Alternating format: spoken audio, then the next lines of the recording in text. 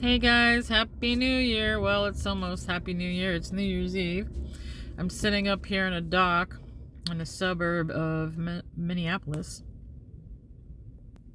Not much to look at here. Just kind of in an older industrial park from I think this place was built in the 1960s. This customer I'm at only has like 4 dock doors. I've been here before many times. Woo! Usually I'll come here and pick up a load. It's already loaded. But this time around, I'm having to sit here and wait on it. So I really have no idea how long this is going to be. The good news is I can charge my company every hour that I sit here. So that's pretty awesome. All right. So I decided to make this video to talk about the cost savings for me building out this van into a motorhome and living in it as opposed to paying rent. All right. So for the past 3 years, I've been an over-road truck driver again, doing basically long-haul trucking between Ohio and Nebraska. Oh, there are so many distractions here. There's so many people walking around. I don't know if I can do this video. And so, yeah, so for the past 3 years, I've mainly been living in this company truck, which is pretty luxurious. It's like a small apartment. I know I've talked about that in other videos. And when I'm home from the road, I've been staying in a DIY camper cargo trailer that I built out, and I was keeping that on my friend's property and just giving him a little bit of money each month towards rent. Since I'm only there, I was only staying there a few days each month. We had an arrangement set up. Last year, I decided to go ahead and get an efficiency apartment so that I can have a little bit more comfort when I come home from the road, where I can, soak in a nice bathtub and that kind of thing. The only thing is, I thought I would spend more time at home if I got the apartment, but that was not the case. I've still been working out here on the road and only going home twice a month. And each time I go home, I'm usually only home for about 3 days. Sometimes I'll take off 4 or 5 days if I have like a family event to go to or something like that. But for the most part, I spend most of my time out here on the road in the truck. And I'm only home a couple times a month for usually 3 days at a time. So the small apartment I rented, my lease will be up at the end of January, and I decided just to go ahead and move back out. And because I spent several months this year searching for a fixer-upper, and the housing market is so awful, I wasn't finding anything within a price range that I thought was reasonable. Reasonable meaning something I could purchase and be able to, do a lot of the work to fix it up myself. So get it kind of a lower price range, fix it up myself, and then be able to have the home almost completely paid for within like 10 years by the time I'm ready to retire. Well, that was a huge failure. I couldn't find anything decent in the market. All the houses I was looking at that about 5 years ago, all these little bungalows I was looking at, which are like one level, 800 square feet bungalows that were built in the 1940s, 1950s. That's what I was looking for. 5 years ago, they were all on the market for like $65,000, $75,000, $85,000. You could find them all over the place for that price range. And they didn't even really need a bunch of work either. Well, now, when I was in the market looking this year, everything I was finding, same neighborhoods, same size, 800 square feet, one level bungalows, they're all like listed for $150,000 up to $180,000.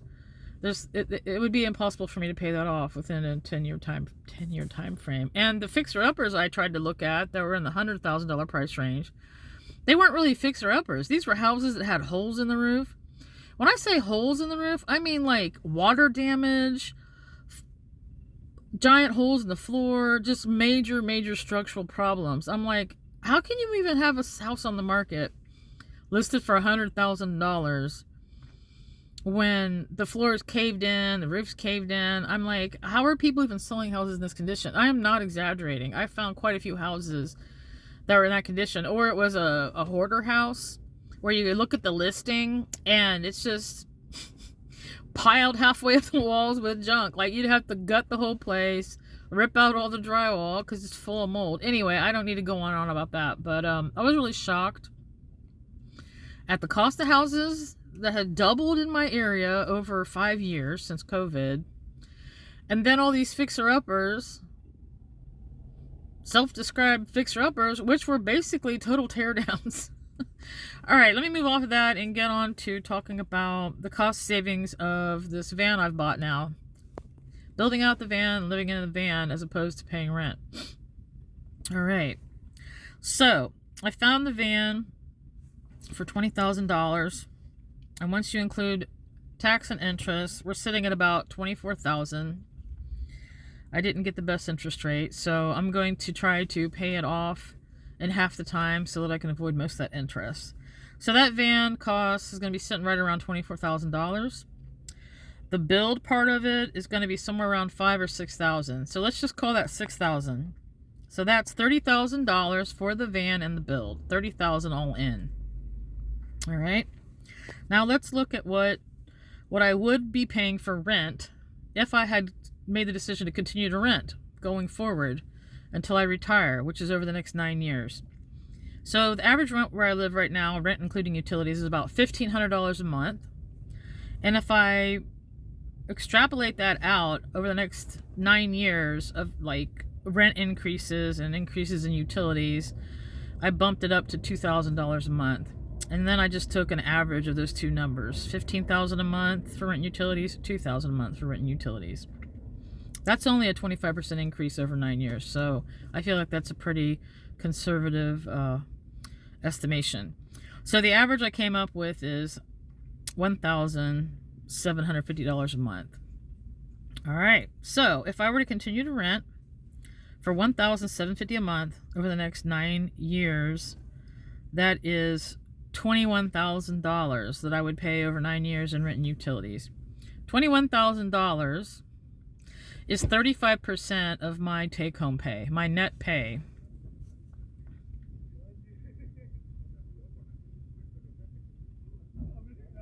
That's wrong. I said that wrong. Oh my God. What I meant to say is, if I were paying on average $1,750 per month, it's $21,000 each year. Sorry about that mistake. So $21,000 each year in rent and utilities is 35% of my take-home pay, my net pay. Okay, so now let's bring in the 9-year mark. If I were to continue to pay that average rent over the next 9 years, that's $190,000 over 9 years that I would pay in rent and utilities. $190,000 for rent and utilities over a 9-year period. Now, if I had gone ahead and found a home and I had to fix it up and go that route, then that number would be a lot larger, clearly. It would be up over $200,000 over the next 9 years. All right.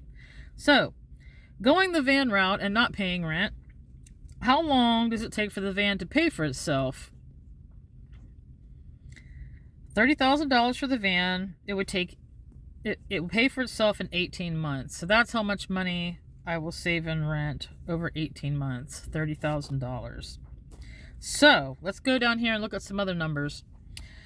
So if this van were to last me for the next 9 years, now let me put a little caveat here. Me throwing out this number, oh, the van will last me 9 years. Most people hearing that are going to think it sounds absolutely ridiculous and I am an idiot. Well, let's keep in mind that, like I mentioned a little while ago, as a long-haul truck driver, I'm only at home 6-7 days each month. So I'll only be using this van 6 or 7 days out of each month. I'm not going to be putting lots of miles on it. I'm not going to be putting a lot of wear and tear on it. I'm going to be using it very, very mildly.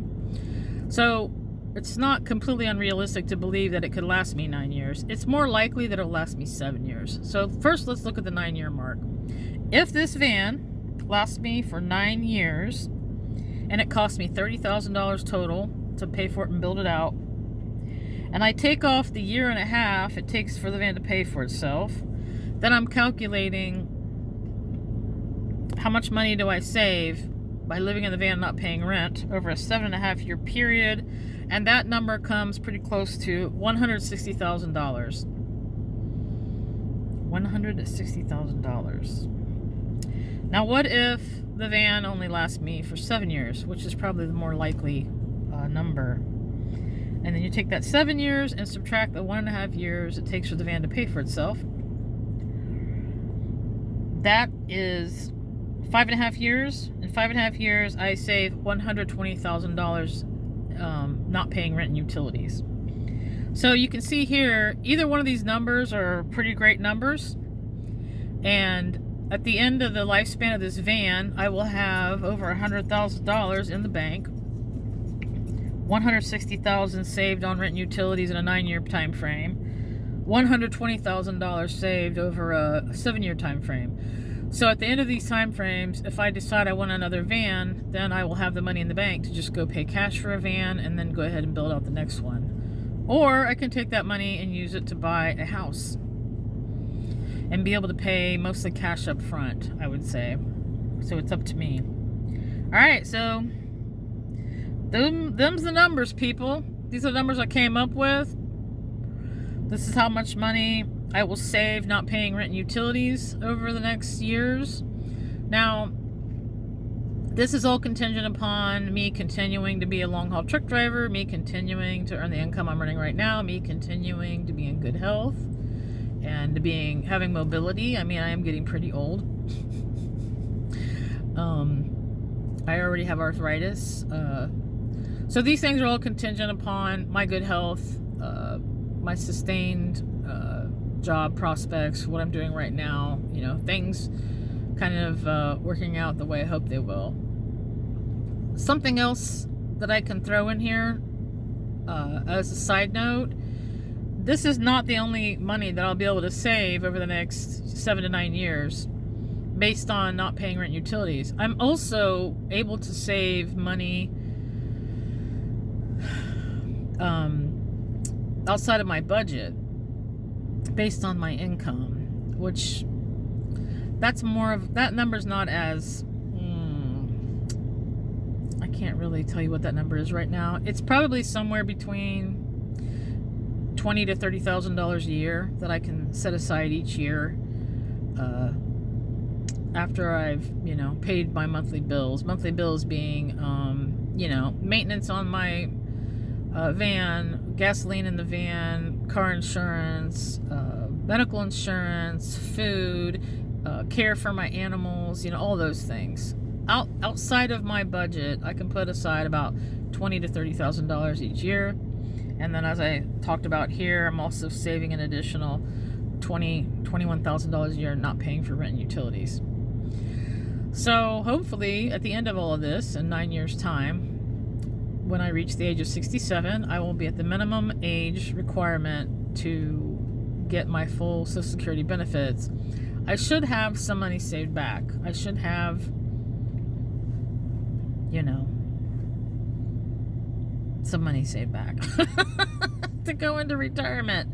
I actually like to go sooner than that. I'd like to kind of semi-retire maybe in the next 6 or 7 years. And instead of working 12 months out of the year, I could go to working like 9 months out of the year or something like that. Kind of just bring things in a little bit and give me a little more time off to enjoy my life before I get super old. All right, well, there's my video. I hope this is of some benefit to somebody. And if you guys enjoyed it, please like the video and subscribe. Once again, Happy New Year, and talk to y'all next time. Bye.